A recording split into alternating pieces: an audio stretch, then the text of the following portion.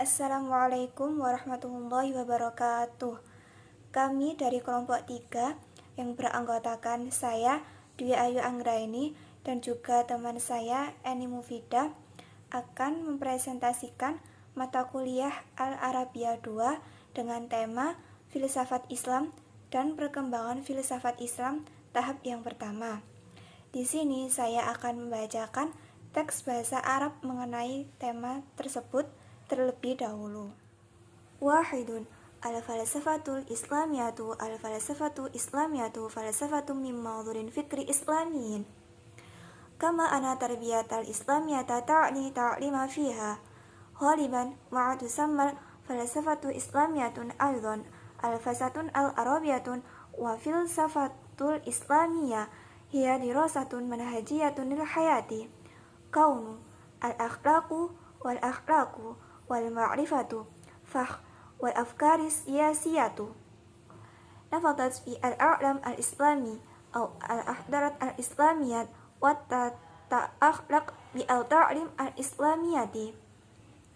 Aidan al-falsafat al-islamiyat hinitaj al-tafkir al-filosofiyu fi al-ulwiyat wal nubuwat wal insaniyat wal tabi'at allati tuniruha al-ta'alim al-islamiyat fi qaidat fikriyat muntaqiyat wa manhajiyat wa tashara bi ashab nazariyat al-wujud ali antologiyah yuziru wujuhat nazari haul al-makan wal zaman wal madad wal hayya. Itnani tatawur al-falsafat al-islamiyah tarikhiyana yumkin al-qawl in tatawur al-filsafat fil al-islam bada bil-qadir al-taqafat al-hiliniyat walau dihadat natijat al-tiqa al-tuqafat al-syarqiyah al-farsiyata wal-gharbiyah al-yunaniyata bada hamda al-tatatir indama najah al-iskandar al-akbar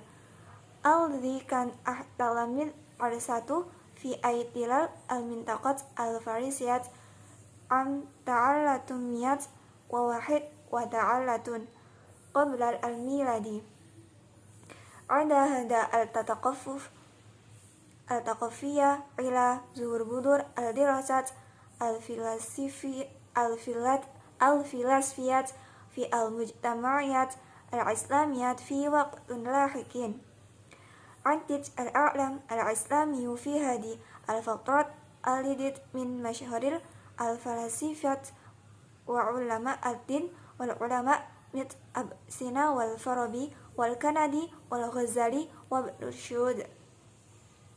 Daras dirasat al-falsafat al-islamiyat fi hadi al-fatrat ara al-kuliyat al-filasifat al-mutajawirat fi urubba mit al-mantik wal metafizika wal falsafat al-tabi'at wal akhlaki.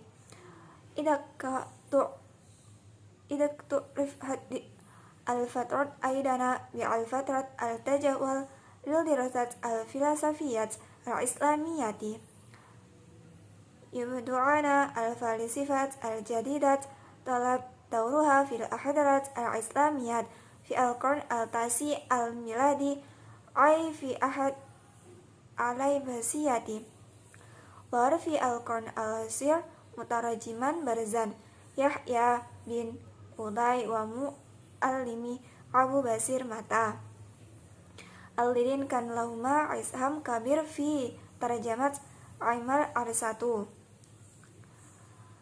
wa khasat fi al-mantak hunaka dawayir fi al-mujtami al-islami ta'arud fikrat al-dirasat al-falasifat wa tatabihurah ghair islamiyah Mutalarai al-Faqih wal-Ghazali fi ana al-furu al-arabi fi al-falsafah al-handasat wal-riyadiyat wal-mantik wallahu al-tayyib da al-syirk wal-islam wal-haqiqah wa bi'ayis na alim al-tibi' ladai iddik la ta'alam al-laylum al-tabi'iyah wa hukada syahidat al-falsafat al-islamiyat طورنا شيعنا على مدى فترة طويلة جدا من الزمن،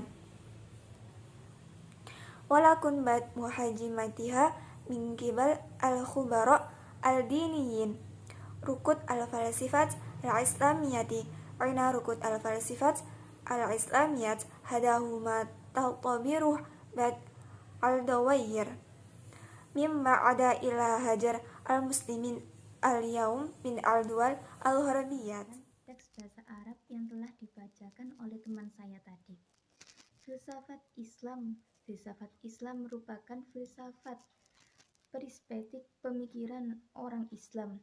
Sama halnya seperti pendidikan Islam adalah dimaksudkan pendidikan dalam perspektif orang Islam. Filsafat Islam juga sering disebut filsafat Arab atau filsafat Muslim, yang merupakan suatu kajian sistematis terhadap kehidupan alam semesta, etika, moralitas, pengetahuan, pemikiran, dan gagasan politik yang dilakukan di dalam dunia Islam atau peradaban umat Islam dan berhubungan dengan ajaran-ajaran Islam. Jadi, filsafat Islam adalah hasil pemikiran para filosof tentang ketuhanan, kenabian, kemanusiaan, dan alam yang disinari oleh ajaran Islam dalam suatu aturan pemikiran yang logis dan sistematis, serta memaparkan secara luas tentang teori yang ada atau ontologi, menunjukkan pandangan tentang ruang, waktu, materi, dan kehidupan. Perkembangan filsafat Islam. Secara historis, perkembangan filsafat dalam Islam dapat dikatakan dimulai oleh pengaruh kebudayaan Helenis yang terjadi akibat bertemunya kebudayaan Timur atau Persia dengan kebudayaan Barat atau Yunani. Pengaruh ini dimulai ketika Iskandar Agung atau Alexander the Great, yang merupakan salah satu murid dari Aristoteles, berhasil menduduki wilayah Persia pada tahun 331 sebelum Masehi.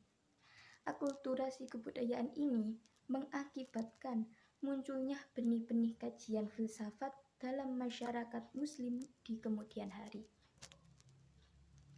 Pada periode ini, dunia Islam menghasilkan banyak filsuf, teologi, sekaligus ilmuwan ternama seperti Ibnu Rushd, Al-Ghazali, Ibnu Sina,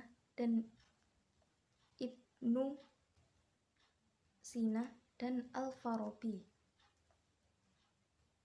Kajian filsafat Islam di periode ini mengkaji pandangan-pandangan perguruan filsafat peripatik di Eropa seperti logika, metafisika, filsafat alam, dan etika. Jadi, periode ini disebut juga sebagai periode peripatik dari kajian filsafat Islam. Filsafat baru kelihatan peranannya dalam peradaban Islam pada abad ke-9 Masehi, yaitu di masa pemerintahan Abbasiyah. Pada abad ke-10 muncul dua penterjemah terkemuka, yakni Yahya bin Adi dan gurunya Abu Bishr Matta, yang memiliki kontribusi besar dalam menerjemahkan karya-karya Aristoteles, khususnya mengenai logika. Terdapat kalangan dalam umat Islam menentang gagasan dari kajian ilmu filsafat dan menganggapnya tidak islami, seperti para fikih dan pendapat Al-Ghazali yang menyatakan bahwa 4 cabang dalam ilmu filsafat, yakni geometri dan matematika, logika, teologi, dan ilmu pengetahuan alam, melawan syariat Islam dan kebenaran, dan terkecuali untuk ilmu medis tidak ditemukan kebutuhan untuk dilakukan pembelajaran terhadap ilmu alam. Demikianlah filsafat Islam mengalami perkembangan yang pesat dalam kurun waktu yang sangat lama. Akan tetapi, setelah mendapat serangan dari ahli-ahli agama, filsafat Islam menjadi mandek.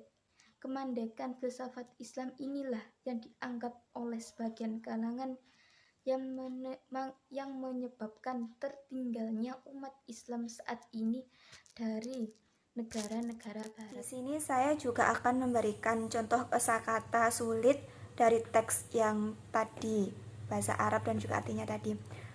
Kosakata pertama yaitu perspektif, bahasa Arabnya yaitu intibai. Yang kedua yaitu sistematis, bahasa Arabnya yaitu manhaji. Yang ketiga moralitas, bahasa Arabnya yaitu al-akhlaqu. Yang keempat yaitu historis, bahasa Arabnya yaitu tarikhiyun. Yang kelima yaitu alkulturasi, bahasa Arabnya yaitu antatsyakufu. Yang keenam peripatik, bahasa Arabnya yaitu mutajawilun. Yang ketujuh yaitu filosof, bahasa Arabnya al-falasifu. Yang kedelapan yaitu logis, bahasa Arabnya mantiqiyun. Yang kesembilan yaitu kontribusi, bahasa Arabnya ishamun. Dan yang terakhir kosakata yang ke-10 yaitu kemandekan, bahasa Arabnya yaitu rukundon. Itu adalah 10 kosakata bahasa Arab sulit dari teks yang tadi. Tentang kaidah bahasa Arab. Yang pertama adalah mubtada. Mubtada adalah isim yang dibaca rofa yang sepi dari amil lafzi atau lafat yang mengamalkan. Mubtada biasanya terdapat di awal kalimat. Mubtada dibagi menjadi dua, yakni mubtada isim zohir dan mubtada isim dhamir. Mubtada isim zohir contohnya Zaidun qaimun. Sedangkan untuk mubtada isim dhamir contohnya huwa qaimun. Biasanya menggunakan huwa, huma, hunna, dan seterusnya. Saya akan menjelaskan tentang khobar. Khobar adalah kalimat isim yang dibaca rofa yang jatuh setelah mubtada. Khobar dibagi menjadi dua, yakni khobar mufrad dan khobar ghairu mufrad. Khobar mufrad adalah khobar yang tidak terdiri dari jumlah dan syibhul jumlah. Khobar ghairu mufrad adalah khobar yang terdiri dari jumlah dan syibhul jumlah. Dalam jumlah mengandung mubtada dan khobar atau disebut dengan jumlah ismiyah, dan mengandung fi'il dan fa'il atau disebut dengan jumlah fi'liyah. Sedangkan syibhul jumlah di dalamnya mengandung jar majrur dan juga dzaraf, baik dzaraf makan maupun dzaraf zaman. Saya akan menjelaskan tentang isim mufrad muzakkar. Isim mufrad muzakkar adalah kalimat isim yang menunjukkan arti satu, bukan dua atau tasniyah, dan bukan pula jamak atau banyak. Sedangkan muzakkar adalah laki-laki. Jadi bila digabungkan maka menjadi kalimat yang menunjukkan arti satu dan bermakna laki-laki. Contohnya tilmizun, zaidun, daftarun, kitabun, dan lainnya. Saya akan menjelaskan tentang jar majrur. Huruf jar adalah huruf-huruf tertentu yang membuat kata benda atau isim dihukumi majrur. Huruf jar ada 10, yakni min, ila, an, ala, fi, hubba, ba, kaf, lam, huruf qasam, waw, ba, dan Saya akan menjelaskan penerapan kaidah bahasa Arab yang kelima, yaitu kalimat fi'il madhi. Kalimat fi'il madhi adalah bentuk kalimat fi'il berdasarkan waktunya, yang dibedakan ke dalam 3 kategori waktu, yaitu fi'il madhi, mudhari', dan amar. Pengertian dari kalimat fi'il madhi itu sendiri secara bahasa adalah kata kerja yang lampau. Maksudnya adalah sebuah kata kerja yang menunjukkan masa lampau. Pengertian fi'il madhi secara bahasa ini sejalan dengan pengertiannya menurut istilah ilmu nahwu dalam bentuk bahasa Arab, yaitu madalla ala hadatsin madawan qadha, yang artinya lafal yang menunjukkan kejadian di masa lampau. Jadi setiap kejadian yang terjadi di masa lampau, maka itu yang dinamakan dengan fi'il madhi. Contohnya, qara'tul kitab, saya membaca buku. Kata qara' pada kalimat yang saya sebutkan tadi termasuk kalimat fi'il madhi karena kegiatan membacanya dilakukan pada masa yang sudah lewat dan sekarang sudah tidak membaca lagi. Jadi kegiatan membaca itu sedang terjadi maka napanya bukan fi'il madhi, akan tetapi fi'il mudhari'. Adapun contoh-contoh dari kalimat fi'il madhi itu sendiri adalah qara' membaca, kataba menulis, jalasa duduk, doroba memukul. Kaidah bahasa Arab yang keenam, yang terakhir adalah maf'ul bih.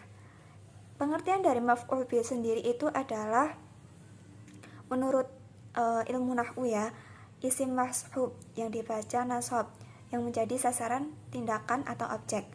Maka di sini jelas sekali yang dimaksud oleh maf'ul bih menurut istilah ialah isim mansub di mana posisinya menjadi sasaran tindakan si pelaku tersebut. Contohnya seperti yang contoh tadi ya, qara'tu kitaban, aku sudah membaca buku. Dalam contoh di atas, yang menjadi sasaran perbuatannya adalah membaca, yaitu kata kitaban, maka kata tersebut menjadi maf'ul bih. Contoh yang lain yaitu akaltu al-ta'ama, yang artinya aku sudah memakan makanan. Yang menjadi sasaran perbuatannya adalah memakan atau makanan, maka kata tersebut disebut maf'ul bih. Dengan contoh dua di atas tadi sudah jelas sekali untuk mengetahui pembahasan mengenai maf'ul bih ini dalam ilmu nahwu. Pembagian maf'ul bih ini tersendiri dibagi menjadi dua, yaitu maf'ul bih isim dhahir atau yang nampak dan isim dhamir kata ganti. Maf'ul bih isim dhahir ialah maf'ul bih yang terdiri atas isim dhahir, isim yang nampak. Contohnya yang tadi sedang memakan dan juga membaca. Objeknya yaitu berupa kata yang nampak dan bukan kata ganti.